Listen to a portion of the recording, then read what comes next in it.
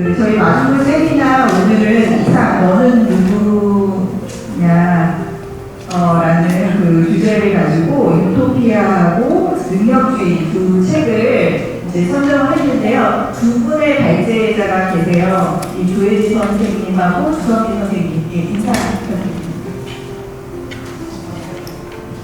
네, 안녕하세요. 저는 한국방송통신대학교 사회작가 대학원 4기 조예지라고 합니다.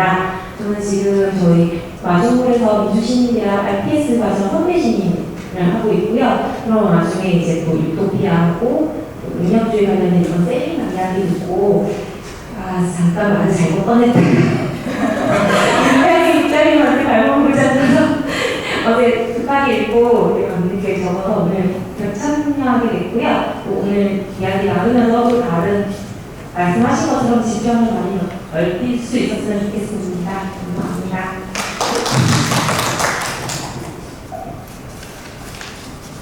안녕하세요. 주성기입니다. 저는 마중물 학습 동아리 활동하고 있고요. 지난 1학기 때 레아스쿨 수업을 듣고 지금 2학기 때 후배시인 과정 듣고 있습니다. 저는 발제자로 뽑힌 것을 가운데 영광으로 생각합니다. 감사합니다. 이제 소개 인사드렸고 저희 유토피아는 조혜지 선생님이 이제 먼저 발제를 하시고 그 다음에 능력주의는 주성기 선생님이 발제를 하시도록 하겠습니다. 조혜지 선생님 먼저 발제 부탁드립니다. 저 먼저 하겠습니다. 유토피아, 토마스 모. 꿈, 사랑, 희망이 가득한 유토피아. 너는 과연 있을까? 유토피아를 읽으며 나는 애꿎게 한단 존재했는가? 이번 글이 자연스럽게 적혀지지 않는 이유인 것 같다. 유토피아를 읽으며 못마땅한 구석이 쏙쏙 넘으면 되었다. 아니, 노예가 왜 있고 여자와 아이들을 왜 이렇게 살아야 하는 것이? 500년 전에 이미 사유되던 제도의 퇴치를 주장했는데 왜 나이, 성, 신분에 있어서는 인간이 평등하지 않았던 것일까? 그리고 엄격한 종교적 도덕적 잣대를 이야기하면서 사람에게 해를 끼치지 않는 것이라면 그 어떤 즐거움도 금지되어서는 안 된다고 생각하기 때문이라고 하다니 모순이라는 생각이 머릿속에 맴돌았다. 공익과 공동체를 위함을 이야기하는 것에는 동의하는 바이나 토마스 모어의 유토피아에서도 나는 모어 유토피아를 찾고 있었다.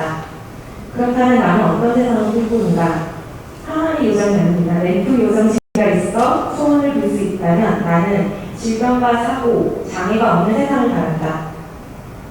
자주까지는 아니지만 그런 생각이 들 때는 항상 그런 소원을 빌겠다 했던 것 같다. 인간을 불행하게 만드는 것들이 질병, 사고, 장애 이런 요인들이 주요하기 때문이라고 여겼던 것 같다. 그래서 아프지 않고 사고가 나지 않고 장애가 없는 세상이라면 사람들이 지금보다 더 행복할 수 있을 것이라 생각한다. 그런데 생각해보니 아프고 사고가 발생하고 장애가 있는 것이 불행이라고 생각하게 된 것은 그런 상황에 놓인 사람들에 대한 우리 사회의 태도 때문이었던 것 같다. 건강이 최고, 건강하면 뭐든지 할 수 있다. 젊어서 고생은 사상이다. 우병장수. 모든 기원의 말들의 건강과 젊음이 우선시되는 것은 무엇 때문일까? 가만 생각해보면 건강하고 즐거워야만 사랑다운 사람이라는 말 같기도 하다. 여기서 나의 사고의 맥락은 한시점 째려본다. 자본주의. 신체 건강하고 생산 능력이 있는 사람들을 흡혈하는 사회적 구조. 피지의 계급이 아프고 병들고 늙으면 쓸모없는 존재로 취급하는 비인간적 생태. 피, 땀, 눈물을 능력주의 사람 모습이라고 포장하는 비정한 세계가 자연스러운 삶의 모습들을 두렵게 하고 문제로 인식하게 있다. 자본을 위해 노동하는 인간에서 소비하는 인간까지 역할을 다해야 하는 우리의 모습에서 나답게, 인간답게 온전히 살고 있는 것인가에 대해 또 다시 고민하게 된다. 고민하게 된다는 것은 그렇게 살고 있지 않다는 말일 것이다. 누구에게나 완벽한 유토피아는 없을 것 같다. 유토피아는 결핍된 상태에서 바라는 이상일 것이다. 꿈꿀 수 있다는 것이 불안전한 것이기 때문이라면 바라는 모든 것이 이루어질 수는 없지만 바라는 것을 위해 시도해도 이연이 되지 않는 세상에 살고 싶다. 그리고 인간, 생명 존재가 필요에 의해 정당성을 갖는 것이 아니라 존재 그 자체로서 유의미한 세상이었으면 좋겠다. 그렇다면 내가 바라는 유토피아는 어떻게 가능한 것일까? 혼자서는 불가능하다. 개인은 결핍된 존재다. 인간의 해방을, 인간의 회복을 바라는 지향성을 가진 나와 같은 내가 존재한다. 우리는 같은 길을 바라고 걸어간다. 너와 내가 함께 있다는 것만으로도 유토피아로 가는 길이 이미 열렸다. 변화무쌍한 우주는 유토피아라는 숙제를 우리에게 불멸의 운동으로 던져준다. 누군가에게는 유토피아는 이미 이곳일지도 모르지만 민중은 유토피아를 꿈꾸며 끊임없이 만들어지고 있는 것은 아닐까. 국민의 유토피아에 대한 고민이 굉장히 흠뻑 묻어있는 그런 발제였습니다. 그러면 주성대 선생님 능력주의 제 부탁드립니다. 능력주의, 마이클 영의 주입니다. 저는 제목을 능력과 능력 사이라고 지었습니다. 능력주의, 메리토크라시 이 책을 손에 넣고 한참을 살펴보다 이런 질문들이 떠올랐다. 능력이란 무엇인가? 나는 무슨 능력이 있는가? 내가 원하는 능력은 무엇인가? 나의 능력은 나의 것인가? 나는 나의 능력으로만 살 수 있는가? 내가 나의 능력이라고 믿는 것은 언제까지 유효할까? 내가 가진 능력과 가지지 않은 능력 사이에는 어떤 힘이 존재합니까? 고등학교 3학년 교실, 가을이었다. 나는 영어 단어를 머릿속에 안 빠지게 끼워 넣느라 바빴다. 네 뒤에 앉아있던 친구들의 대화. 가을 산이 너무 좋으니 산에 가자. 그래. 몸을 돌려고 아이들을 보며 생각이 있는 건가 없는 건가. 입시가 코앞인데 산이라고? 다음 주 월요일 그 친구들은 붉게 물든 설악산을 가득 마음에 담아와서 아름다움을 언어로 사진으로 나누고 있었다. 나도 순정 사진을 봤다. 근데 난 하나도 부럽지가 않았다. 세월이 흘러 40을 훌쩍 넘기고 어느덧 아이 둘의 엄마가 됐나. 여전히 나는 무언가를 머릿속에 채워넣으며 바쁘게 더 열심히 살고 있었다. 하나님이 보호하사 나는 독서 모임을 하게 되었는데 한날 독서 모임에서 나는 그때 그 고등학교 친구들의 이야기를 하게 되었다. 나는 왜 그 가을날을 눈에 담을 수가 없었지? 바짝 조여진 나사들이 스물스물 풀리기 시작했다. 다니던 직장을 그만두고 일을 3분의 1로 줄였다. 두려웠다. 굶어 죽는 건 아닐까? 아무도 나를 찾지 않으면 어쩌지? 느슨해진 일정이 어색하고 불안했는데 엄청 행복했다. 집에서조차 뛰어다니던 내가 아침에 책을 읽고 차를 마시고 도서관을 가고 산책을 했다. 사는 게 이런 것이어야지. 독서 모임을 통해 알게 된 친구들과의 우정으로 기업 활동을 하며 더 많은 사람들을 만나고 재미있고 의미 있는 일들이 일어나는 신기한 경험을 한다. 나의 능력이라고 믿고 그 능력으로 잘 살아낼 수 있다고 믿었던 내 생각을 나는 이제 의심한다. 서로의 능력을 나누며 살기, 각자의 능력을 인정하고 펼칠 수 있는 세상이 내가 살고 나의 후손들이 사는 세상이기를 희망합니다. 산을 아파서 모르고 지나치거나 무심하게 놓쳐버리는 일들이 얼마나 우리에게 내게 중요한 일들인지 모른다. 계절이 바뀌는 것을 느끼고 아름다움을 즐기고 같이 잘 사는 능력이 진짜 능력이라는 생각을 한다.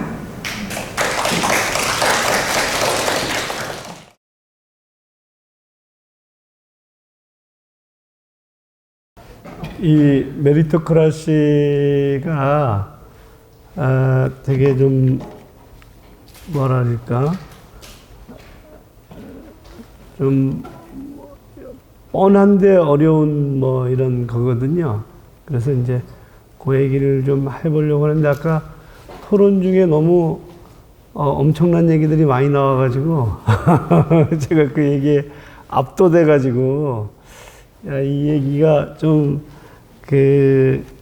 충분히 그런 압도적인 질문들에 답을 내가 할 수 있을까 이런 생각을 좀 하긴 했어요. 아무튼 첫날이 이상 너는 누구냐? 이상이 일상이 되는 상상, 그리고 상상이 일상이 되는 실천, 이렇게 해서 이제 세 개의 마지막 세미나가 이번에 가기로 했고요. 저기 보면 시민 정치학을 위한 토론 2. 지난 학기가 시민 정치학을 위한 토론 1이었거든요. 그때는 철학이었고, 오늘 이렇게 이제 인권이었고, 그다음 이제 다음번에는 시민정착을 위한 토론 3 하면서 이제 시민정착에 대한 이야기를 마무리를 하려고 하거든요. 그때는 가능하면은 그 책도 좀 써서 같이 보려고 이제 하고 있고요. 먼저 이제 이상 너는 누구냐 이제 얘기를 하고 싶은데, 어떤 능력을 갖고 싶냐 이게 질문인 건가요. 여러분들은 어떤 능력을 갖고 싶으냐.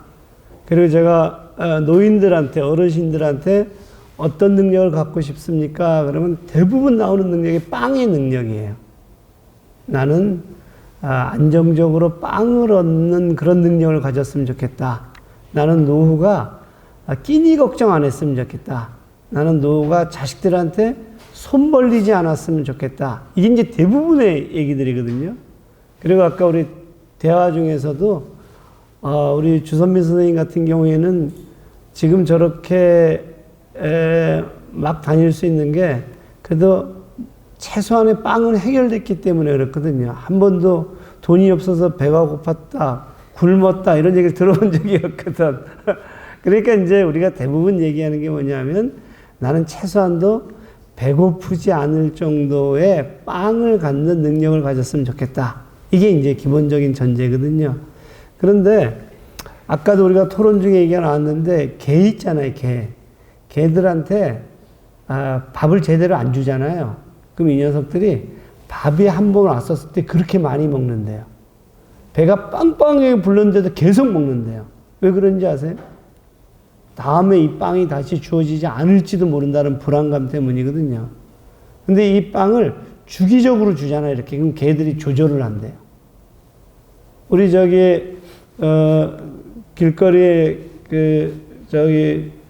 이 노숙하시는 분들 또는 무료 배식 받는 분들한테 보면은 대부분 밥을 엄청나게 많이 먹어요. 왜 저렇게 많이 먹냐 하면은 하루에 한 끼를 먹기 때문이기도 하지만 언제 이 밥이 또 언제 올지 모르거든요. 있을 때 많이 먹어둬야 된다는 거죠. 그러니까 이제 이 빵이 제대로 주어질 거라는 것이 확실하게 되면 사람들은 조절을 해요. 여러분들이 비정규직이다. 그럼 비정규직일 때는 뭘 못 사냐면 할부를 못 사요. 그럼 내가 정규직이 돼서 돈이 또박또박 들어올 거로 예상이 되는 순간 이제 할부도 할 수도 있고 다양한 계획을 세우거든요. 그래서 지금 이제 제가 말씀드리고 싶은 것은 어떤 능력을 갖고 싶으냐면 정말로 공통적으로 나는 이제 빵을 얻을 수 있는 능력을 갖고 싶다. 이제 이런 건 거고, 우리 한국 사회에서는 그 빵을 얻을 수 있는 가장 확실한 능력이 학력이에요. 학력 외에는 특히 이제 이 집에 엄청나게 부를 축적하지 않은 사람들은 학력 외에는 믿을 만한 게 없어요. 학력만이 계층의 사다리를 타고 올라갈 수도 있고, 학력만이 어떻게 보면 최소의 비용으로 최대 이윤을 얻을 수 있는 계층 이동에 있어서. 왜냐하면 다른 통로가 전혀 없으니까. 그래가지고 이제 우리가 좋은 대학에 그렇게 길을 쓰고 보내려고 하는 것들도 어떻게 보면 빵을 위한 능력을 갖고 싶은 아주 열망이거든요. 그래서 저거는 하나의 어떤 그 문화적인 이 노력이나 아니면 어떤 그 취미적인 것들이 아니라 생존적인 문제다. 그래서 이제 어떤 능력을 갖고 싶냐? 그러면 이제 빵의 능력을 갖고 싶다. 근데 간혹 빵이 별로 보장이 되지 않았는데도 불구하고 난 장미의 능력을 갖고 싶다. 이런 사람들이 있어요. 주선미 선생님 같은 사람. 빵이 지금 안정적으로 보장되지도 않는데도 불구하고 맨날 동네 사람들이랑 기타 치고 먼저 이러고 있는 건 거야. 그러니까 이제 사람들에게 그 다음에 물어봐요. 그럼 빵이 해결이 되게 되면 어떤 능력을 갖고 싶냐? 그럼 이 사람들이 의미 있는 삶을 살려는 능력을 갖고 싶다는 거예요. 내 존재가 인정받는 능력. 그래서 이제 우리가 이제 인간에게 필요한 것이 빵과 장미다, 이제 이런 건 거예요. 그런데 이 장미는 빵 없이는 보장이 안 돼요. 그래서 이제 백무산이라는 시인이 무무소유라는 시에서 무소유는 가진 뒤의 자유다. 가진 뒤의 자유는 뭐냐면 신부님이나 스님은 잠자리가 보장이 되고 먹거리가 보장이 되거든요. 그런 분들이만이 무소유를 얘기할 수 있다는 건가요. 그러니까 주선미 선생님 같은 분들인 건 거죠. 그래서 이제 그렇게 그 영어를 가지고 일정 정도 돈이 되니까 내가 이제 부동산은 투자하지 않더라도 내가 이제 무소유를 얘기할 수가 있다 이런 건 거예요. 그러니까 무소유는 그러니까 사실 어떻게 보면 굉장히 좀 뻥인 건 건가요. 왜냐하면 가진 것을 전제해 놓고 얘기하는 건 거고. 배 고픈 소크라테스 얘기할 때도 소크라테스는 당시에 시민 계층이었고 귀족층이었기 때문에 다들 집에 노예가 있거든요. 밥을 해주는 부인이 있고. 그러니까 이제 그렇게 본다라면 배고픈 소크라테스는 소크라테스만 할 수 있는 건가요?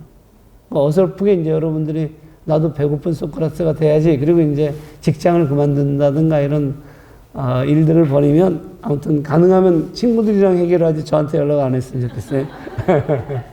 자, 제가 지금 얘기하고 싶은 것은 우리는 어떤 능력을 갖고 싶냐. 그러면은 이제 빵의 능력은 최소한 갖고 싶다. 이게 이제 핵심이거든요.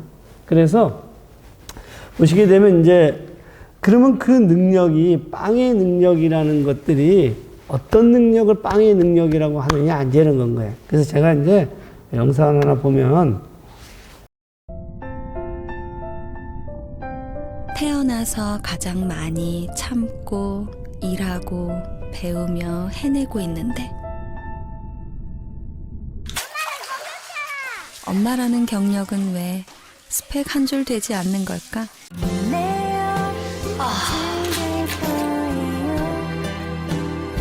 나를 아끼자. 요 얘기인 건가요? 요 얘기에 제가 이제 말씀드리고 싶은 것은 뭐냐면 여기서 엄마의 능력과 아빠의 능력이 있잖아요. 그러면 여기서 제가 아까 제일 중요한 능력이 빵이라 그랬잖아요. 근데 아빠는 지금 빵을 벌어오고 있는 능력을 가지고 있잖아요. 그러면 엄마는 어떤 능력을 가지고 있느냐 이거예요. 어떤 능력을 갖고 있냐. 그러면 이제 우리가 맨날 집에서 논다는 거짓말 그러죠. 엄마 집에서 놀고 있는 거예요. 애들이랑 저렇게 왜 그랬어? 그러고 놀고 있고 말이야. 그 다음에 이제 뭐 이러고 놀고 있는 건 거예요. 이렇게 규정할 수 있으면 엄마의 능력은 빵을 버는 능력이 아닌 거예요. 근데 이제 엄마의 능력을 어떻게 규정하냐면, 이 노동자가, 아빠가 빵을 벌기 위해서 몸속에 노동력이라는 상품을 들고 나간단 말이에요. 그래서 그것을 하루 종일 팔아갖고 파김치가 돼서 돌아와요. 그럼 엄마가 어떻게 했냐면은, 엄마는 다시 내일 또 가서 팔러 오라고 또 아빠한테 그 능력을 넣어줘요. 노동력이라는 상품을 넣어줘요. 만들어가지고. 그럼 가서 또 팔고 와요. 그럼 또 엄마가 넣어줘요. 근데 엄마는 그것만을 하는 것이 아니라 미래의 노동력도 키워요. 그러니까 아이를, 공동체의 노동력을 키우는 거예요. 그러니까, 야, 엄마의 능력도 빵을 만드는 능력이다. 엄마의 노동력이 아빠의 노동력보다 더 중요하다. 이렇게 이제 만약에 그 사회가 결정하게 되면 지금 엄마가 하고 있는 저 일들은 엄청나게 빵을 만드는 능력이었던 건가요? 어마어마한 능력인 건 거죠. 저 능력이 없으면 아빠가 빵을 팔러 가는 것이 불가능했던 건 건가요? 얘기가 되죠. 자, 그래서 여기서 이제 보여주는 건 이런 걸 보여줘요. 태어나서 가장 많이 참고 일하고 배우며 해내고 있는데 엄마라는 경력은 왜 스펙 한 줄 되지 않는 걸까? 네, 이게 지금 현실인 건가요? 저렇게 어마어마한 노동력을 재생산하는 능력을 가지고 최대한 발휘를 하고 있는데 왜 이 사회는 그에게 빵을 번다라고 얘기하지 않지? 이런 건가요? 무슨 얘기 되죠? 그래서 아까 우리 이야기할 때 나하고 아빠하고 얘기할 때 나는 빵을 벌어오는 능력을 가지고 있었고 그걸 빵을 벌어왔잖아. 이렇게 이제 얘기를 했는데 이 남편이 나는 그런 능력인데 너는 아무것도 안 했잖아. 이렇게 보면은 요거에 대한 해석이 요렇게 해석했기 때문인 거예요. 그 능력을. 빵을 버는 능력이 아니라고 해석해서 아닌 건 거지. 그렇게 해석하면 엄청나게 중요한 노동력이 되는 거예요. 그럼 이것에 대해서 엄마의 그런 능력에 대해서 돈을 아빠가 줄지, 회사가 줄지 국가가 줄지는 정해야 돼요. 저 가사 노동이라는 것을.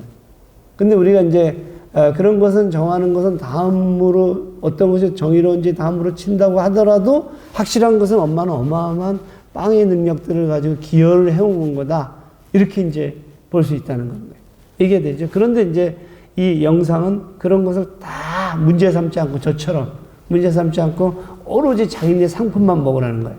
그리고 아빠가 와갖고 저리고 있는 것에 대해서도 아무 문제 제기도 안 해요. 무슨 얘기인지 되죠? 그러니까 제가 지금 말씀드리고 싶은 것은, 이거는 우리가 능력이라는 것은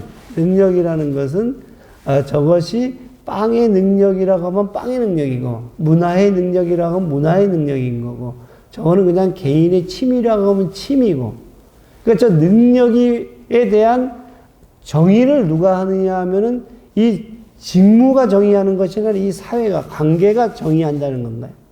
무슨 얘기 되죠? 그래서 제가 지금 얘기하시고, 우리는 어떤 능력을 갖고 싶냐 했을 때, 다들, 최소한도 생존에 필요한 능력을 갖고 싶어요. 그래서 이제 스펙도 쌓고, 자격증도 따고, 대학도 가고, 이제 그러는 거잖아요. 근데 이제, 그 능력의 핵심이 뭐냐라고 했었을 때, 그 능력이 어떤 능력이냐라고 얘기하고 그 능력의 핵심이 뭐냐 하는 것은 이 가사노동을 그 능력의 핵심이라고 할 수도 있고 아니라고 할 수도 있는 건가요? 아담 스미스 이 자식은 결혼을 안 하고 평생 엄마한테 묻혀서 살았어요. 엄마의 노동력이. 근데 자기가 이 노동 능력에 대해서 카운트를 할 때, 가치를 매길 때 엄마의 노동력을 이렇게 매겨버린 건가요? 만약에 아담 스미스가 엄마의 노동력을 정말로 중요한 이 생산의 능력인 건 거고, 그랬다 그래서 달라졌을 수도 있어요. 무슨 얘기인지 알죠? 자, 그래서 이제 그런 맥락인 건가요? 자, 그래서 이제 제가 두 가지 이제 영상을 보려고 해요. 이제 하나의 영상은 독일 공부 못하는 나라고, 또 하나는 공부를 잘해야 하는 나라가 있어요. 공부를 못해도 되는 나라가 있고, 공부를 잘해야만 하는 나라가 있어요. 한번 볼게요.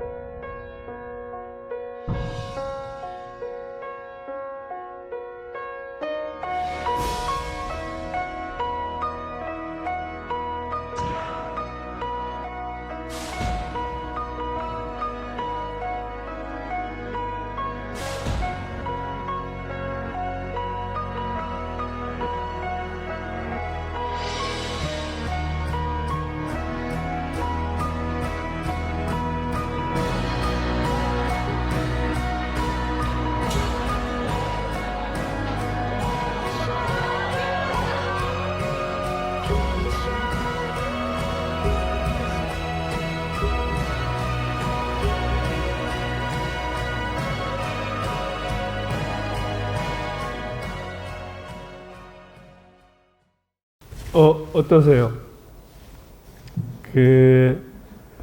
다 함께 사는 법이 결국엔 경쟁력 있는 것을 알게 됐다. 그러니까 이제 친구들이 이 지금 보여준 것처럼 공부 못하는 나라는 생존에 관심이 없는 게 아니에요. 생존에 관심이 없는 게 아닌데 생존을 가능하게 하려면 사회가 튼튼해야 된다. 이런 생각을 하는 건가요. 그러니까 개개인은 공부를 못하더라도 이 사회가 튼튼하면 되는데 그 사회를 튼튼하게 하는 방법은 뭐냐?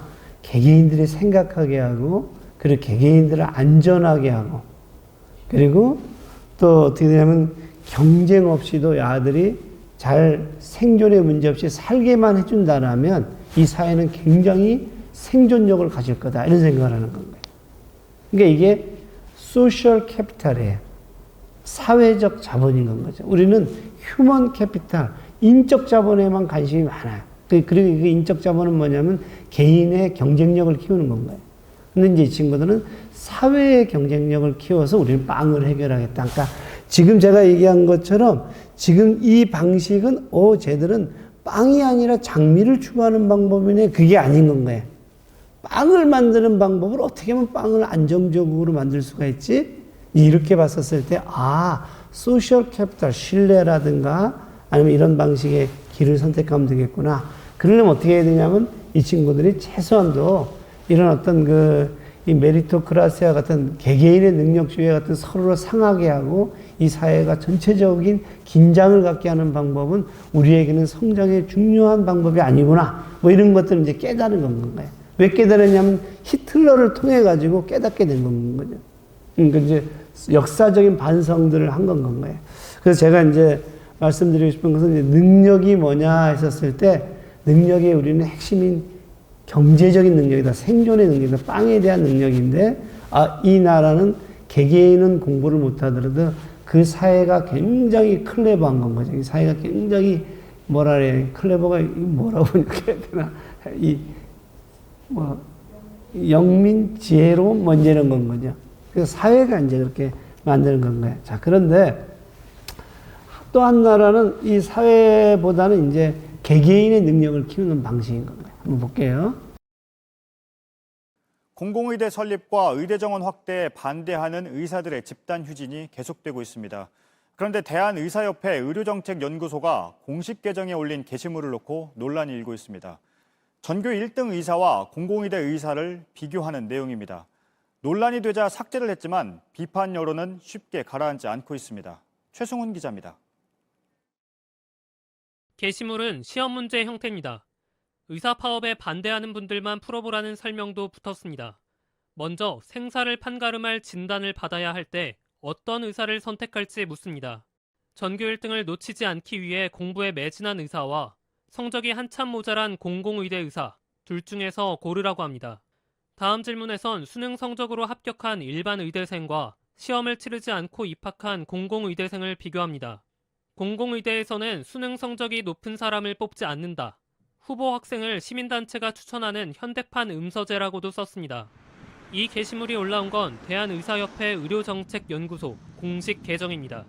그들만의 뭔가 엘리트주의 같은 거를 좀 부각해서 이제 얘기하는 것 같아서 조금 거부감이 들어요. 의사에 대한 믿음, 신뢰가 더 중요하다고 생각합니다.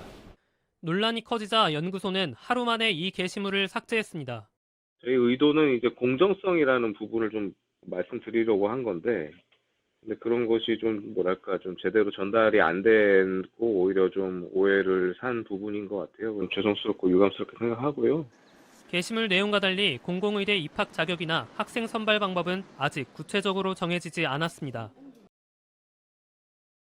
그때 되게 동기부여가 많이 된다는 거예요. 너네가 A그룹의 대학에 가면 요 정도의 취업을 하고 요 정도의 먹고 이렇게 살아간다. 그때 동기부여가 된다. 지금 뭐 때문에 그러냐면 빵을 얻는 능력 때문에 그래요. 근데 빵을 얻는 능력이 여기서는 어떠냐면 개개인에게 이제 맡겨진 건 거예요. 개개인에게 맡겨져서 사실은 이제 이 개개인의 능력에 맡겨졌기 때문에 그 개개인들이 뭘 가져야 되냐면 어마어마한 이제 이 뭐죠? 경쟁력을 가져야 되는 건가요. 그래서 지금 공부를 잘 안 해도 되는 나라와 공부를 잘 해야지만이 빵의 문제를 해결하는 나라가 있다. 그럼 그 얘기는 뭐냐면 빵이라는 것은 경쟁을 통해서도 얻기도 하지만 협동을 통해서도 얻을 수가 있구나. 그런 이제 생각을 하게 되는 거죠. 근데 어느 나라에서는 개인의 메리토크라시의 능력을 가르치고 그리고 그것이 당연한 체제야. 이게 메리토크라시거든요. 근데 어느 나라에서는 그것이야말로 상당히 너가 안전하지도 못할 뻔 빵을 실질적으로 얻지도 않아. 그런 거예요. 그래서 성장에는 빵을 얻는 방법에는 두 가지가 있어요. 하나는 철저한 경쟁을 통한 시장에서의 어떤 그 경쟁을 통한 방법이 있고 또 하나는 협동을 통해서 빵을 얻는 방법이 있다. 이렇게 이제 보면 될 것 같아요. 그러니까 제가 지금 이제 말씀드리는 것은 두 가지인데 아까 능력이라는 것이 여기서는 이제 어떤 것이 빵을 얻는 능력이냐 이렇게 얘기했고 여기서는 보니까 빵을 얻는 능력은 정말 다양할 수도 있고 나라에 따라서 개인에 따라서 다양하게 볼 수도 있구나 이게. 그러니까 이제 제가 지금 얘기하고 싶은 건 왜 우리는 이 빵이라는 것들을 단순하게 이렇게만 생각해 올까? 이게 이제 근본적인 질문인 건가요. 자, 여기 보세요. 이제 유토피아에서 이 토마스 모어는 봉건제 사회에서 자본주의가 된 건 거죠. 그래서 자본주의를 딱 봤더니 모든 사람들이 자본을 사랑하게 된 건가요. 그러니까 빵이라는 것은 자본을 가져야지만이 가능하게 됐구나. 그리고 그래서 이제 우리가 소위 프레이리는 이 사물을 사랑한다. 네크로필리아다. 네크로가 이제 시체죠. 시체를 필리아, 사랑하는 사회가 된 건가요. 자, 그랬었을 때 지금 본 것처럼 이 외눈박이 키클롭스 괴물 있잖아요. 그 괴물은 앞만 보고 무한히 뛰어갔는데 그 이윤을 보고 가는 건가요. 그리고 이제 거기에 있는 노동자들은 이 자기의 몸을 끊임없이 프루크루스테 침대에 맞추려고 이제 노력을 하는 거죠. 키클롭스한테 잘 보여야지 취업이 되니까. 근데 키클롭스는 수시로 마음을 바꿔요. 그래서 맞추기가 쉽지가 않다. 이런 상황에서 우리가 이제 하는 방법은 뭐냐면 내가 키클롭스한테 잘 보이게 내 몸을 맞추는 방법이 하나가 있어요. 그게 이제 적응을 하는 건가요. 키클롭스한테 적응을 하는 거죠. 그래서 자본주의는 유지를 해야 된다. 이렇게 이제 본 건가요. 또 하나는 내가 저게 아무리 맞추려고 하더라도 맞춰지지도 않을 뿐만이 아니라 저거는 비인간의 길이야. 그래갖고 이제 새로운 길이 있는데 하나의 길은 뭐냐면 자본주의 시스템을 철폐하는 건가요. 그게 이제 혁명인 거예요. 레볼루션인 건 거죠. 또 하나는 최소한 그래도 협동이라든가 연대라든가 뭐 이런 걸 통해 갖고 사회가 시장을 어느 정도 통제할 수 있을 정도의 어떤 것들 그렇게 이제 나오는 것들이 협동조합서부터 시작하고 복지국가서부터 시작하고 이런 것이 다 그런 노력이거든요. 인간의 얼굴을 한 자본주의를 하자. 이게 개혁인 건가요. 자, 제가 지금 말씀드리고 싶은 것은 뭐냐면 자본주의를 어떻게 할 거냐 했을 때 토마스 모어는 혁명으로 가자고 한 건가요. 혁명으로 가자고. 근데 이제 이 토마스 모어의 한계는 그 당시에 젠더적인 문제 설정이라든가 아니면 뭐 다양한 어떤 그 프로그램들의 한계들이 많죠. 하지만 중요한 것은 뭐냐면 혁명적인 방법으로 갔었을 때 가장 인간적일 수 있겠구나. 이렇게 이제 제안한 것이 이 사람에게 유토피아인 건가요. 자, 그러면 나는 능력을 잘 키워갖고 적응하게 하고 저 자본주의를 유지하게 하자. 이렇게 생각할 수도 있잖아요. 그죠? 그럼 그건 유토피아예요? 아니에요? 그것도 유토피아예요. 그 왜 유토피아냐면 혁명으로 가는 것을 유토피아라고 생각하는 사람이 있고 개혁으로 가는 걸 유토피아라고 생각하는 사람이 있고 그 다음에 저걸 유지하고 잘 적응하는 능력을 키우는 것들도 유토피아라고 생각하는 사람들이 있다는 건가요. 제가 오늘 얘기하려고 하는 것은 메리토크라시는 적응하고 유지하는 것을 극단으로 끌고 간 건가요. 그리고 토마스 모어는 극단으로 끌고 간 게 유토피아의 자본주의 철폐인 건가요? 무슨 얘기 되죠? 마이클 영, 메리토크라시를 지은 이 마이클 영의 입장은 뭘 것 같아요?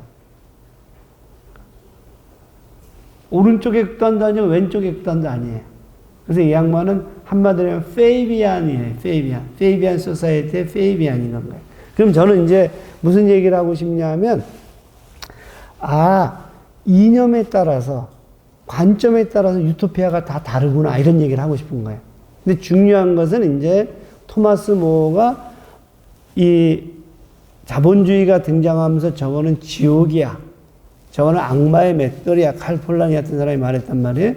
근데 이제, 그래서 저 지옥은 이제 저것을 철폐함으로써 해결될 수 있어. 이게 이제 토마스 모어고 마르크스고 그 이후에 이제 논자들이죠. 또 한쪽에서는 뭐라 하냐면, 왜? 지금의 유토피아가 온 건데, 인간이 자기 능력대로 보장을 받는다는 것이 얼마나 큰 유토피아야. 이렇게 얘기를 해요. 왜 그래요? 옛날에 중세 때는 내 능력에 따라 보장받은 게 아니라 신분에 따라 보장이 받는 건가요? 서자이면 안 됐고, 뭐든 안 됐고, 막 그랬잖아요. 그러니까 저 능력에 따라서 보장하는 저 자본주의가 얼마나 혁명적인 일이야. 그리고 거기에 우리를 잘 적응하는 거, 이미 유토피아는 도래한 건가요? 그 유토피아에 잘 적응하는 내가 중요한 건가요? 이렇게 이제 보는 것이 오른쪽의 극단인 건가요? 그러니까 제가 지금 얘기하고 싶은 것은 여러분들이 오른쪽은 이 지옥이고 왼쪽은 유토피아, 이게 아니라는 건가요? 사람에 따라 다 유토피아가 다르다는 건가요? 그 얘기를 하고 싶고, 그래서 그런 맥락에서 제가 이제 잘 얘기하는 게 1번, 2번, 3번, 4번이 있어요. 가운데 축이 자본주의의 축이에요. 오른쪽은 1번과 2번은 자본주의를 반대해요. 왜냐하면 저렇게 되면 비인간화된 세상이 된다고 하고, 3번, 4번은 자본주의를 반대해요. 1, 2번은 자본주의를 찬성하고. 그래서 이제 1번은 자본주의에 철저하게 적응해야 된다. 이게 이제 아까 얘기했던 이 능력주의가 이제 저쪽으로 갈 가능성이 커요. 그런데 이제 2번은 뭐냐면은 자본주의는 불평등이 심각하니까 그것을 잘 통제했고 재갈을 물려가지고 인간의 얼굴을 한가해야 한다. 근데 놀라운 건 뭔지 아세요? 2번도 메리토크라시를 지지해요. 1번도 지지하고 2번도 지지해요. 그러니까 이제 이 메리토크라시는 마이클 영이라는 사람은 노동당 당원인 건가요? 그 노동장을 지지하는 학자인데, 이 사람이 왜 메리토크라시를 썼냐 하면은 노동당이 메리토크라시를 들고 온 건가요? 1951년도에 선거에 패배하고 나서, 야, 우리가 어떻게 하면은 이 또 선거를 이길 수가 있지. 그리고 어떻게 하면 좋은 세상을 만들어서, 그때 이제 들고 나온 게 메리토크라시예요. 그 메리토크라시를 극단으로 끌고 간 사람이 노동당의 이 토니 블레어예요. 제3외교. 그들에게 일할 능력을 키워줘가지고 그걸 해결하자. 그러니까 이제 보게 되면 메리토크라시라는 것은 굉장히 생명력이 강한 거예요. 1번도 그렇고 2번도 그래요. 근데 이제 2번에서는 아까 얘기한 대로 지금 아까 그 독일에서 본 것처럼 나름대로 그래도 개인의 능력을 중시하긴 하지만 밑바탕에 어떤 최소한 배고프지 않을 정도의 뭐는 깔아놓자. 안전망은 깔아놓자. 이렇게 이제 보는 건가요. 3번하고 4번하고는 그 메리토크라시가 자본주의로부터 온다고 보는 건가요. 그래갖고 이제, 우리가 필요에 따라서 얼마든지 가져다 쓸 수 있는 사회가 되니까 생산량은 높아졌고, 메리토크라시가 아까 얘기한 대로 개인의 자기의 자유로운 발전의 메리토크라시인 건가요. 빵을 얻기 위한 경쟁의 메리토크라시가 아니고. 이제 이런 방식이라서 하는데, 여기서 재밌게 봐야 될 것은 뭐냐면, 1번 쪽으로 갈수록 개인이 해결을 해야 돼요. 그리고 개인은 독립적인 개인을 강조해요. 자립, 자조 이런 개인들. 그리고 이제 문제의 원인들은 개인의 문제들인 거예요. 개인, 가족인 건 거죠. 그래서 이제 여기서는 개인의 능력을 키워야 된다. 아까 이제 봤던 것에서 이제 이 개인의 능력의 핵심이 그럼 뭐냐? 그랬었을 때 자격증과 졸업장과 학력인 건 거예요. 그리고 좋은 직장 뭐 이런 거. 자, 왼쪽으로 갈수록 구조를 보고 계급의 문제들을 보고 계급의 착취의 문제를 보고 공동체를 보고 연대의 이야기를 해요. 그래서 이것을 이제 우리가 집합적으로 해결을 해야 된다. 아까 공동체적으로 해결해야 된다. 그러나서 이제 여기서는 사회의 능력을 굉장히 강조해요. 그래서 왼쪽에서의 사회는 강한 사회, 스트롱 소사이어티. 오른쪽의 사회는 개인이 탈락됐었을 때 도와주는 사회니까 이게 빅 소사이어티, 큰 사회인 거예요. 그러니까 이제 온정과 어떤 그 연민과 동정으로 도와주는 게 이제 오른쪽이다 하는 건가요? 이거 한번 보세요. 자, 그래서 보게 되면 왼쪽으로 갈수록 공산주의적인 방식들이 가, 이제 자본주의처럼. 그러니까 오른쪽으로 이제 자본주의로 가는데, 여기서 이제 제가 이제 강조하고 싶은 게 있어요. 양쪽 다 자유와 평등을 강조를 해요. 자유, 평등, 박애를 강조해요. 우리 프랑스 대혁명에. 그런데, 오른쪽에서의 자유는 누구나 다 기회를 가지고 있을 자유예요. 신분이라든가 성별이라든가 뭐 이런 것들 때문에 제가 연령이라든가 이런 것들 때문에 제가 자유롭지 않으면 안 된다. 이런 자유인 건가요? 그러니까 소위 얘기하는 이 자유는 개개인이 발언할 수 있는 자유인 거죠. 근데 이제 왼쪽으로 갈수록 야, 너네가 얘기한 그 오른쪽의 자유가 사실은 뭐가 해결이 되지 않으면 자유롭지 않아요? 이 부당한 질서, 그 다음에 빵의 문제들이 해결이 되지 않으면 누구도 발언하지 못한다. 그래서 거기에 자유는 최소한도 공동체가 자기의 생존의 문제들을 안정적으로 보장할 때 저 자유가 가능하다. 이제 이런 주장을 하는 건가요. 그래서 이제 제가 아주 우스갯소리를 보여주는 게 이제 이 영상이에요.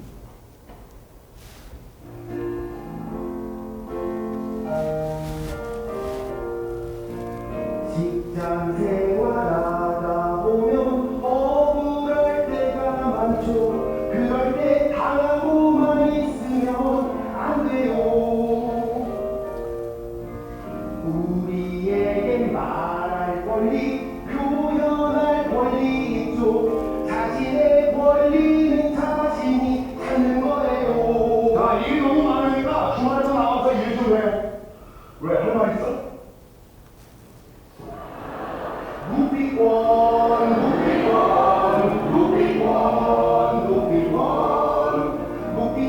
행사해야 찾는 내 생존권. 네. 이제 아까 본 것처럼 요 굉장히 큰 차이가 있는데, 한쪽에서의 이제 자유는, 여기서 이제 본 것처럼 한쪽에서의 자유는 오른쪽의 자유는 저렇게 말할 자유를 주는 건가요? 그리고 말을 하든 안 하든은 너의 판단인 건가요? 너의 용기이고 뭐 하는 건가요? 그 왼쪽에서의 자유는 뭐겠어요? 말할 조건까지 줘야지 자유로울 수 있다고 하는 건가요? 그러니까 아까 얘기한 대로 훨씬 더 말할 조건이 뭐예요? 아까 얘기한 대로 어떤 상황에서도 빵만큼은 너에게 위협이 되지 않도록 할게. 요 정도가 돼야지만이 자유로울 수 있다고 하는 건가요? 그래서 이제 왼쪽에서는 국가 애로의 자유, 오른쪽은 내가 국가가 나한테 개입하지 말고 내 재산도 침해하지 마라. 나는 국가로부터, 국가와 상관없이 나는 자유를 가질 거야. 이게 국가로부터의 자유인 건가요? 그러니까 자유에 대한 개념이 다르죠. 평등에 대한 개념도 달라요. 평등에 대한 개념은 왼쪽은 지금처럼 이렇게 조건을 맞춰주는 평등인 거예요. 조건의 평등. 오른쪽은 기회의 평등. 그것을 내가 시도할 수 있는 기회는 누구한테 다 주는 건 거예요. 근데 왼쪽은 시도를 할 때 최소한의 조건들을 맞춰주려고 하는 건 거예요. 부모라든가 재산이라든가 이런 거 상관없이. 자, 그러면 민주주의는 자유와 평등을 가지고 구성이 돼요. 그러니까 왼쪽의 민주주의는 저런 자유와 저런 평등을 보장하는 민주주의예요. 오른쪽의 민주주의는 저런 자유와 저런 평등을 보장하는 민주주의예요. 굉장히 다르죠. 굉장히 달라요. 그래서 우리가 같은 민주주의라고 얘기를 하는데 민주주의의 색깔이 달라요. 그래서 이제 우리가 오른쪽에 있는 사람들은 대체적으로 자유민주주의, 뭐 맥락은 좀 다르긴 한데 이런 말들을 쓰고 싶어 하고, 왼쪽에 있는 사람들은 사회민주주의, 인민민주주의 뭐 이런 말을 쓰고 싶어 하는 건가요. 그러니까 지금 얘기하고 싶은 것은 뭐냐면 민주주의가 다르다는 거예요. 자, 여러분, 메리토크라시를 막을 수 있는 것이 민주주의가 아니에요.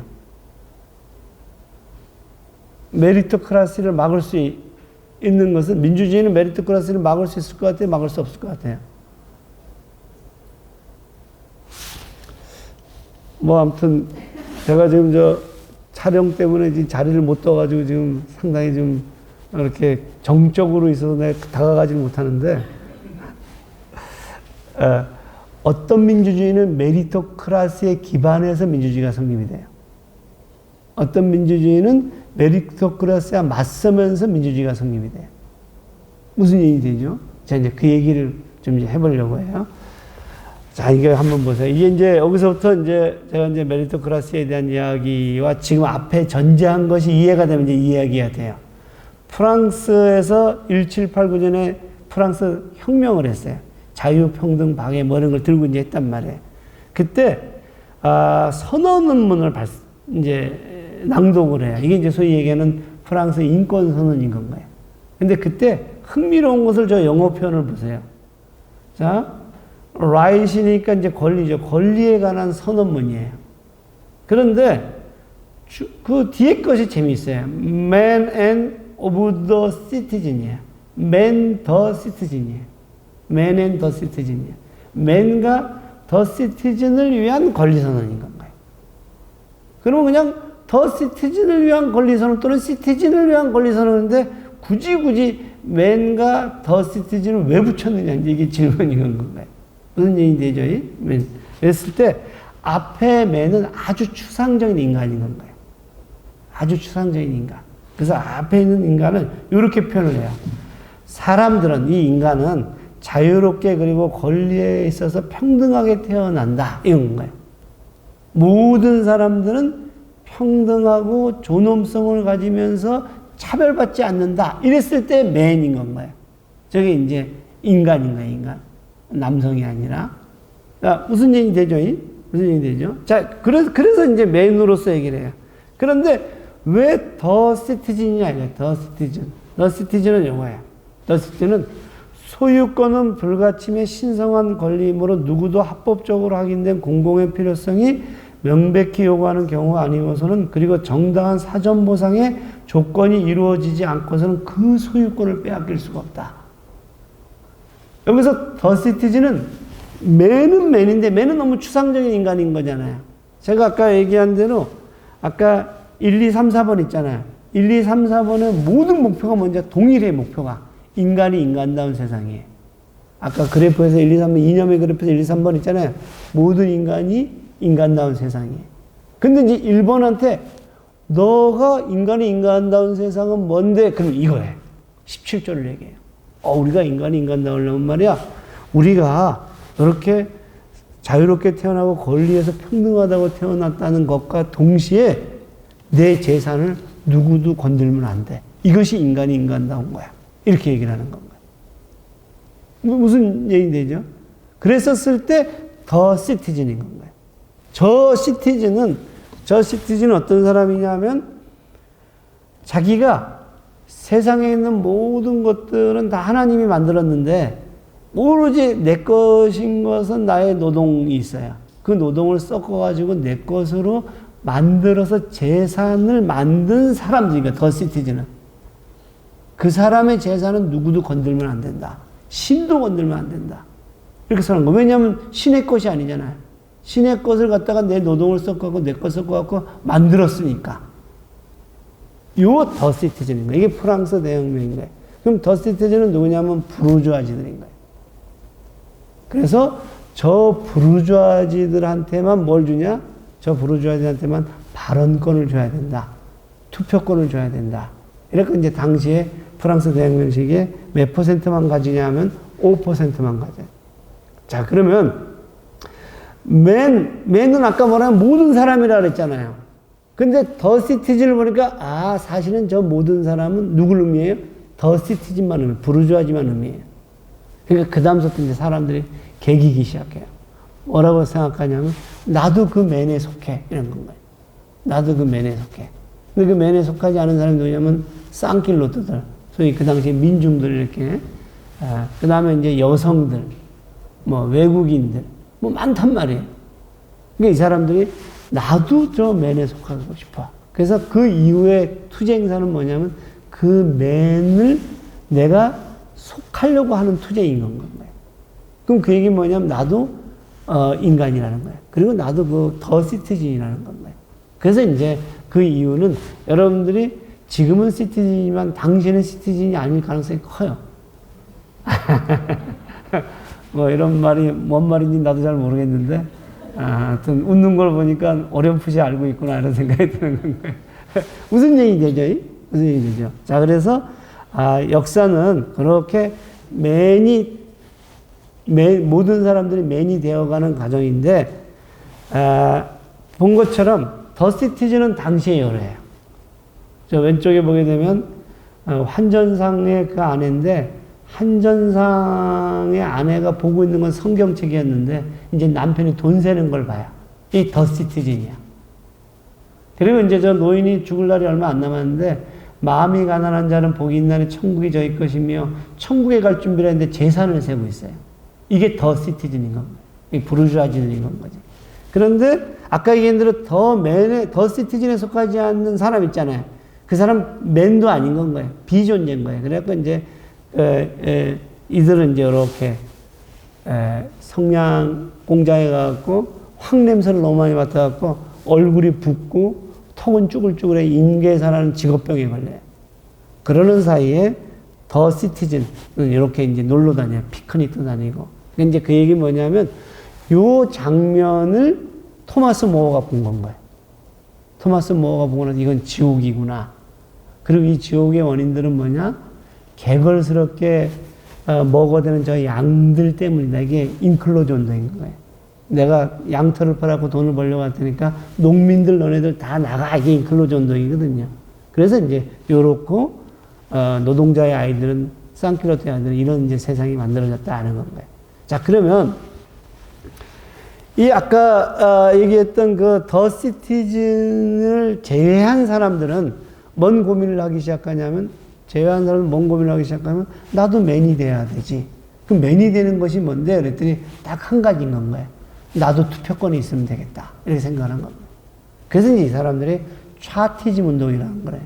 차티즘 운동을 통해 갖고 투표권을 얻게 돼요. 근데 투표권을 얻고 났는데 봤더니 자기네들의 삶이 더 나아지지 않고 오히려 더 나빠진 게 있어요. 그 전까지는 이렇게 생각을 했어요. 우리가 투표권만 주어지면 우리도 맨이 될 수 있을 거야. 근데 투표권이 주어졌는데 맨이 안 돼요.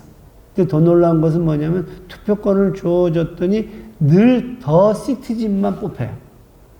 그래서 이 투표권은 저 더 시티즌을 정당화 시켜주는 기제가 되는 건가요? 그래서 우리가 이걸 가지고 형식적 민주주의 그래요. 형식적 민주주의. 형식은 모든 사람들이 투표를 하게 했는데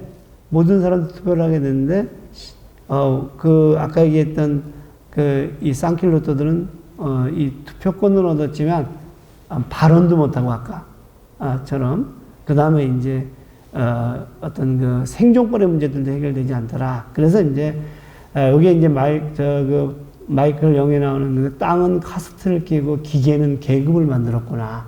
그래서 이제 계급이라는 것들이 등장한다는 거예요.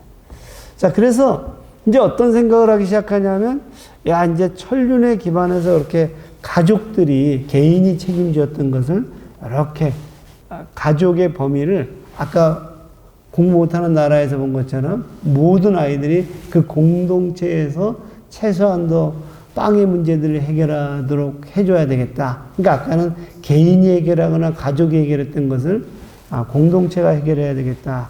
그리고 그런 것을 정당화시키는 논리가 뭐냐면 아까 얘기한 대로 저렇게 이제 저들은 이제 더 시티즌이고 그 시티즌에 있어서는 빵의 문제들도 해결해 줘야 된다.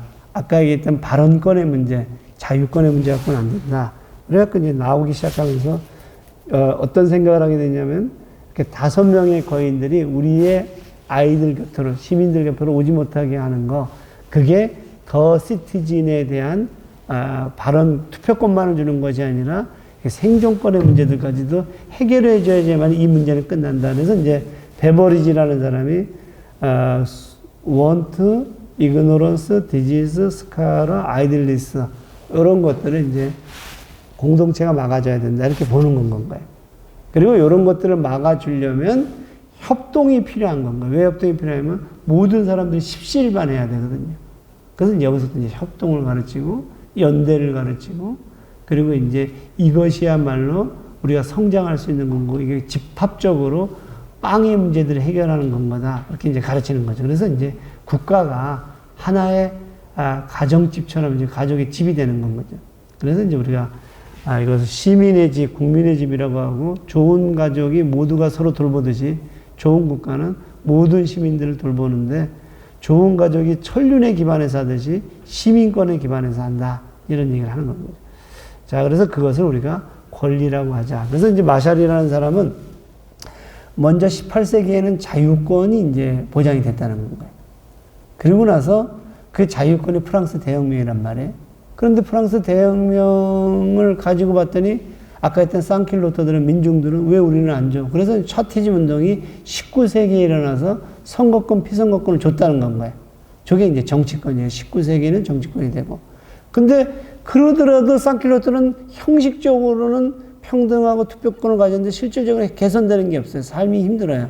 그래서 이제 그때 이제 그럼 저들에게 최소한도 빵을 어떤 상황에서도 배고프지 않도록 하자. 이게 이제 20세기에는 사회권의 시대였다. 이렇게 보는 건가요.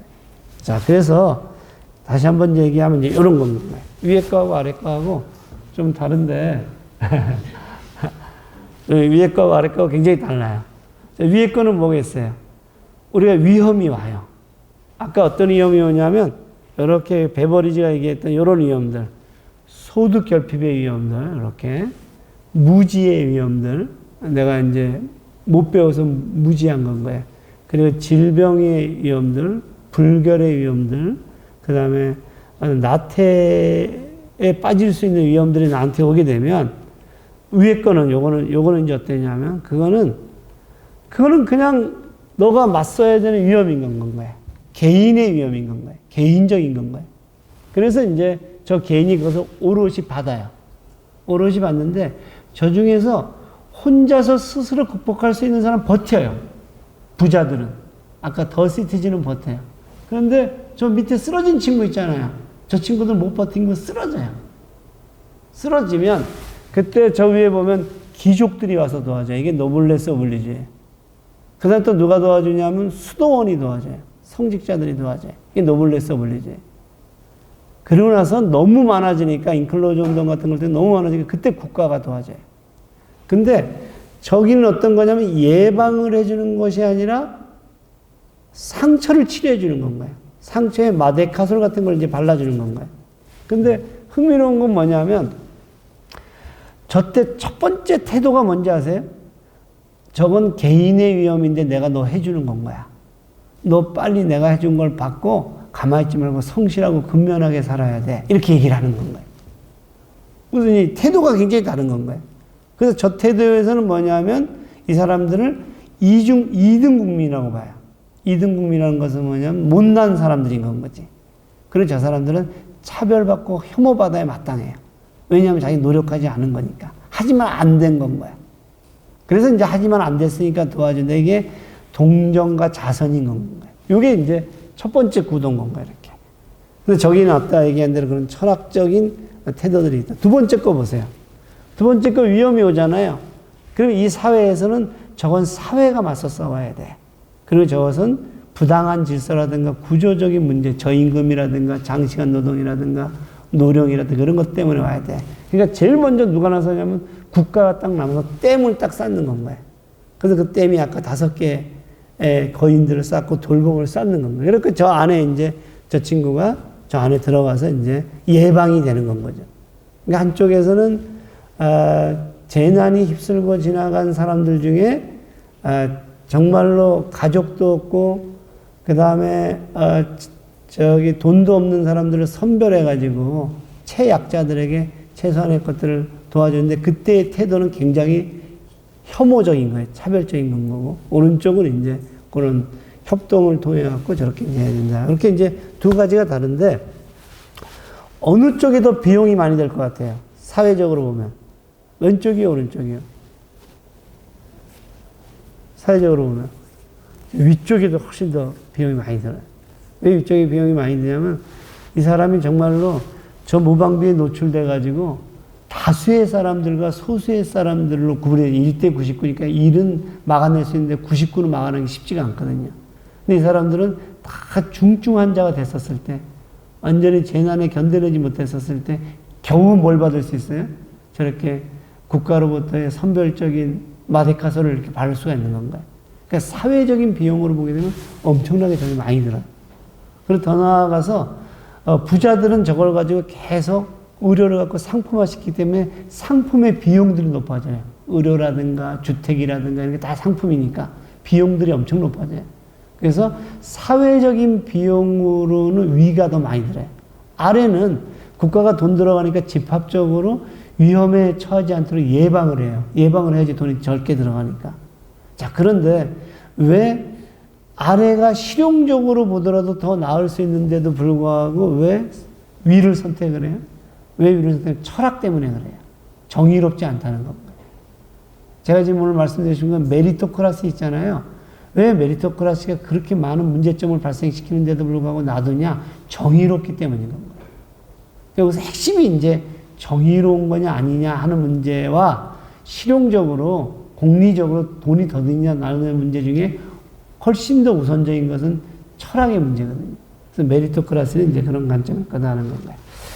자, 요거는 이제 마이클 영의 메리토크라시에서 나온 문구예요. 문명은 평균적인 육체 노동자의 멍청한 대중이 아니라 한 번에 10,000명의 노동력을 전략할 수 있는 혁신가이자 경이로움 없이는 볼 수 없는 뛰어난 소서, 사회적이고 생물학적인 돌연변을 만들어내는 활동적인 엘리트인 창조적 소수에 달려있다. 이게 메리토크라시의 기본적인 태도인 건가요.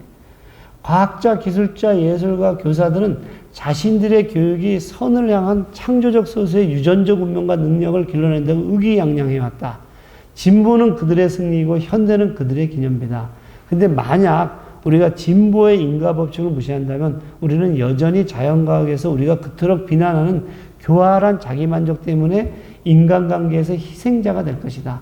사회학의 균형 잡힌 관점에서 성공뿐만 아니라 실패도 고려해야 한다. 일부를 뽑는 것은 그것이 어떤 것이든 다수를 거부하는 것보다. 아까 제가 여기서 다수들이 못 살게 되더라도 그것이 정의롭다는 건 거고, 그리고 그 소수들의 능력들이 발휘가 될 때 그 사회는 오히려 더 많은 것을 생산할 수 있다는 이렇게 보는 건가요.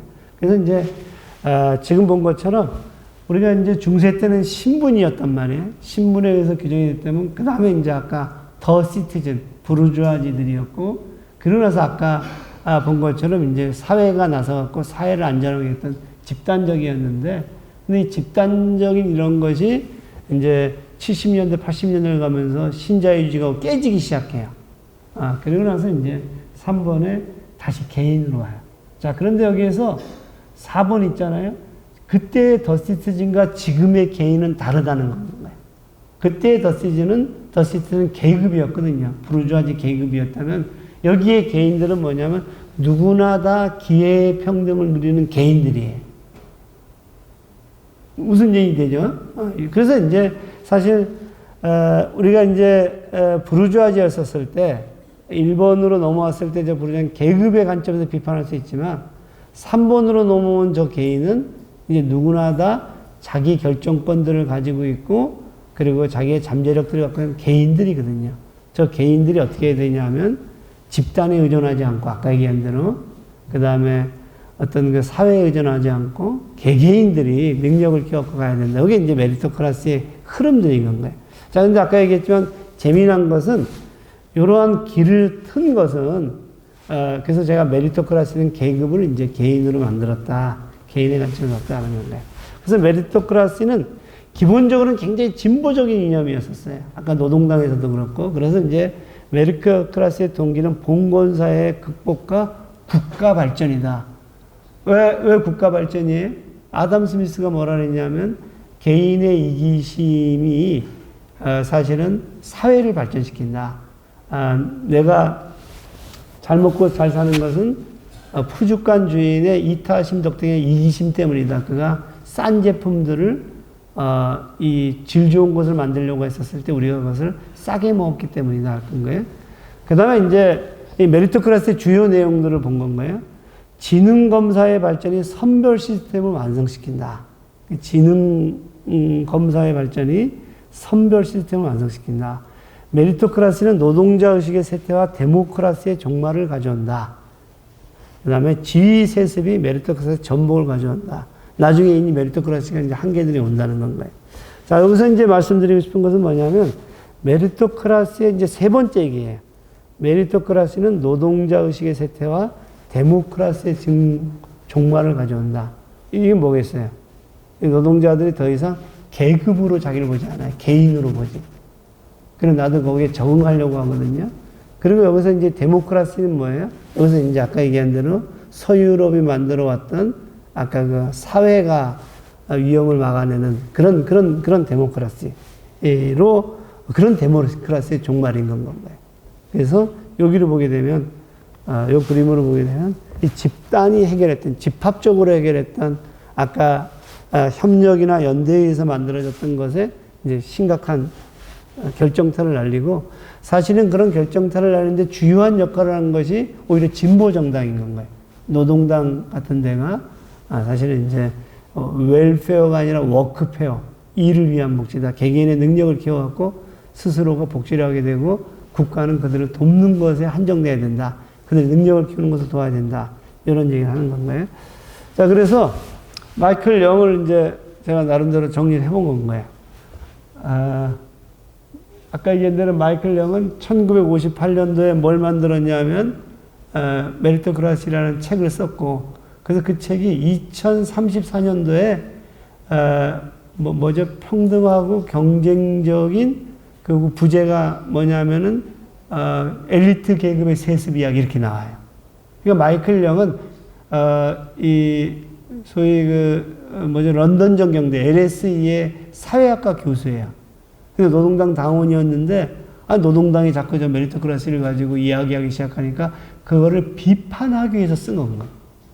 근데 흥미로운 것은 비판하려고 썼는데, 이걸 오히려 이제 받아들이는 거예요. 메리토크라시라는 것을 용어를 만들고 이제 오히려 이념으로 삼는 게 아이러니한 건 거죠.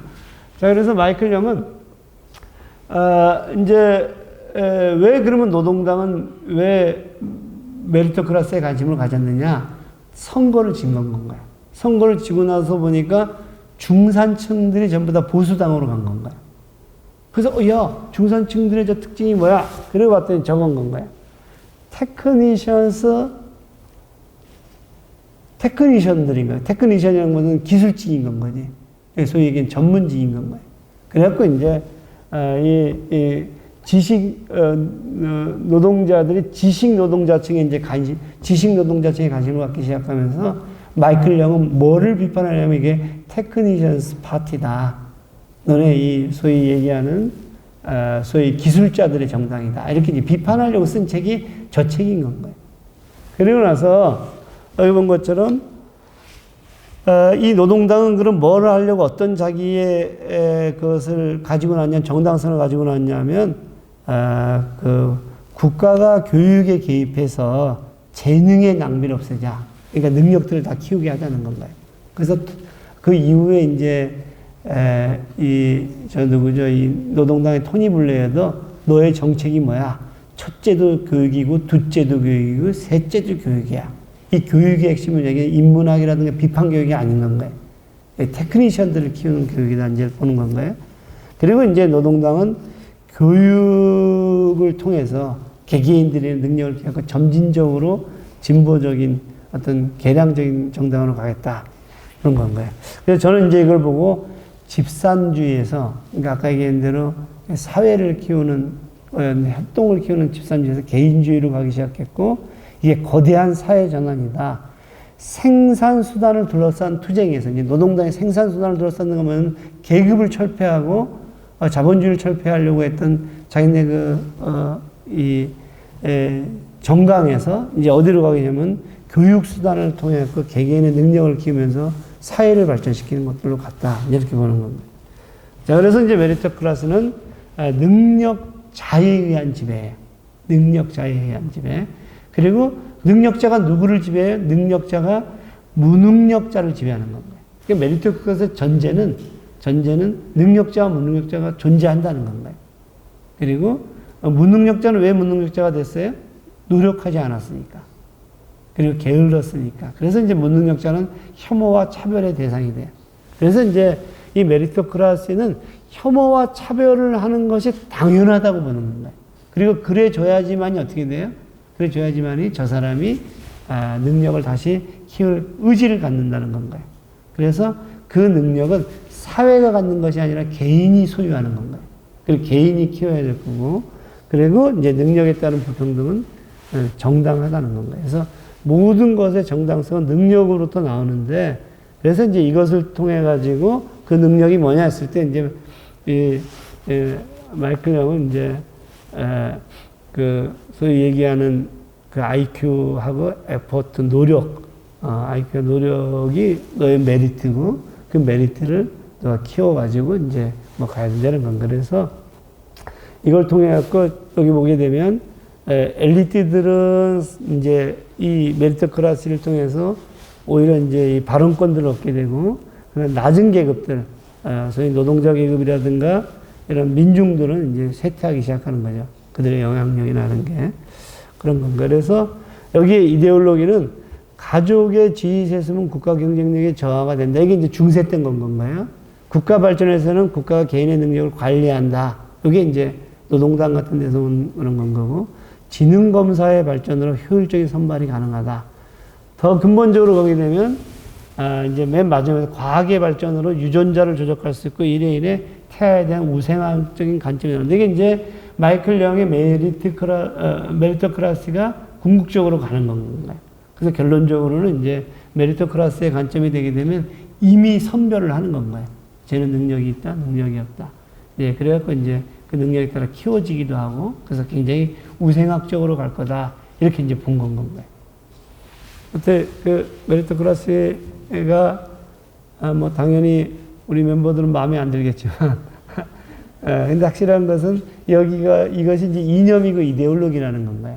그 이념과 이데올로기 맥락들 속에서 보게 되면 전제가 아까 딱 얘기한 대로 너 능력이 뭔데? 그래서 그 능력은 시장에서의 빵을 얻기 위한 능력인 건가요? 그러니까 여기서 사회의 능력이 고려되지 않고 민주주의도 아까 얘기한 대로 소위 얘기하는 이제 이 기본권에 기반한 자유권에 기반하는 그런 민주주의, 형식 민주주의와 같은 건 거고 이렇게 되더라. 우리가 이제 아리스토텔레스가 얘기할 때 내 가능성을 잘 드러내는 게 탁월성인 건가요? 나는 다 잠재적인 가능성을 갖고 있거든요. 근데 그 가능성을 잘 드러내는 거, 이게 행복이라는 건가요? 자, 그러면 이제 우리가 다시 원점으로 돌아오게 되면, 우리들의 능력은 뭐냐? 이게 질문인 건가요?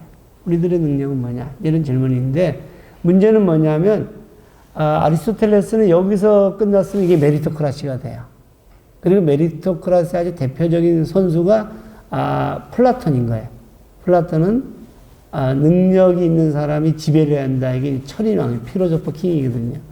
그런데 아리스토텔레스는 여기에서 그치지 않고 뭐라 하냐면 그런 능력이 가능하려면 거기에 공동체가 있고 그런 공동체를 만들려고 하는 연대가 있어야 된다. 이게 우정인 건가요? 그러니까 지금 이게 이제 들어가기 시작하면 아까 우리가 처음에 이제 영상을 볼 때 한 사회에서의 능력은 뭐겠어요? 한 사회의 능력은 연대하는 능력인 건가요? 그리고 그 능력은 자기의 다양성들이 발휘되었을 때 그것이 능력이 있는 사회거든요.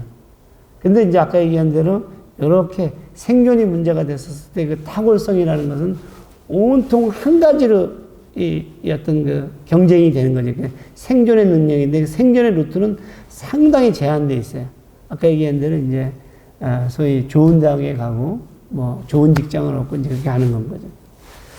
그래서 저는 이제 어떤 생각을 하냐면 능력이 무엇이냐 하는 것을 아까 처음에 시작할 때 그건 그 사회가 정한다 그랬잖아요. 그리고 내 능력이 어떤 것이 내 몸 속에 들어가 있고 내 역사 속에 들어가 있는지는 누가 결정하냐면 내가 결정을 하기도 하지만 그 결정도 이렇게 공동체와 우정들 속에서 결정이 된다는 겁니다. 근데 이제 메리토크라시는 이제 여기에 이 공동체 우정을 협동을 이제 빼버리고 나서 보니까 아까 이제 그 능력이라는 것들이 자 그래서 제가 이제 궁금한 것은 뭐냐면 아까 제일 처음에 시작할 때 어떤 것이 능력이냐 어떤 능력을 갖고 싶냐 그랬었을 때 처음에 시작할 때는 우리 이제 이 빵을 해결할 수 있는 능력이었거든요. 근데 이제 우리가 지금 다 듣고 나니까 어떤 능력을 갖고 싶어요? 처음에 시작할 때 우리 주선미 선생님의 저 능력이 좀 아깝죠. 왜냐하면 빵을 얻는 데 써야 되는데 맨날 노래나 하고 다니니까. 근데 이제 당신이 어떤 능력을 갖고 있냐 했으면 이제 주선미 선생님은 제대로 자기 능력을 갖고 있는 건가요? 잘 발휘하고 있는 건가요? 근데 전제가 있어요. 전제가 뭐냐면 아까 얘기한 대로 이렇게 어떤 공동체냐에 따라 다르다는 거지.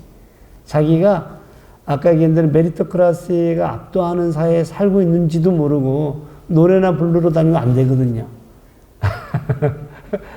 그래서 이제 우리가 어떤 생각을 하냐면 나의 능력이라는 것들도 어떤 능력이 되느냐 하는 문제들이 나의 공동체가 어떤 공동체냐 그리고 공동체 속에서 나의 우정들이 연대가 어떤 것이냐에 따라서 내 능력이 인정받는 것은 달라질 수가 있다.